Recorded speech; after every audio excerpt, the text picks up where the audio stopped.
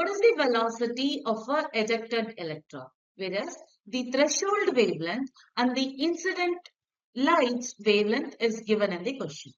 It's known that the equation which is relating the velocity of a ejected electron is nothing but V is equal root of 2 times kinetic energy divided by mass. So here there is no detail about the kinetic energy. So first we have to calculate the kinetic energy. It's known that the kinetic energy in terms of photoelectric effect can be calculated using a formula, energy of photon minus work function. It's known that the energy of photon can be calculated using a formula hc divided by lambda, whereas work function can be calculated using a formula hc divided by lambda. So here the energy of photon is nothing but the incident light's energy. So here wavelength should be taken of incident one. Similarly, in case of work function, the lambda is nothing but the threshold wavelength.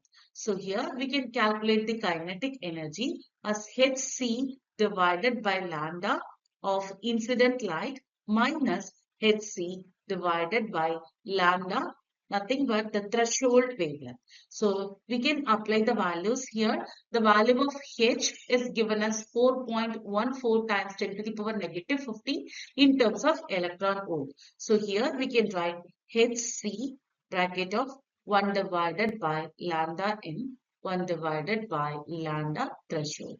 So let us apply the values here. So kinetic energy will be equal to 4.14 times 10 to the power negative 15 times 3 times 10 to the power 8 bracket of 1 divided by the threshold frequency is 3250 Armstrong, whereas the incident light frequency is 2536. So 1 divided by 2536 times 10 to the power negative 10 minus 1 divided by 3250 times 10 to the power negative 10. When we are simplifying this, we will get kinetic energy as 1.08 electron volt.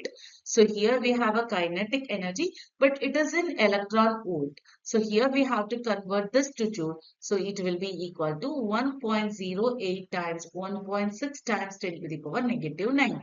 So here we have a value of kinetic energy. So the velocity of ejected electron will be equal to root of 2 times 1.08 times 1.6 times 10 to the power negative 19 divided by mass of electron, which is nothing but 9.1 times 10 to the power negative 31.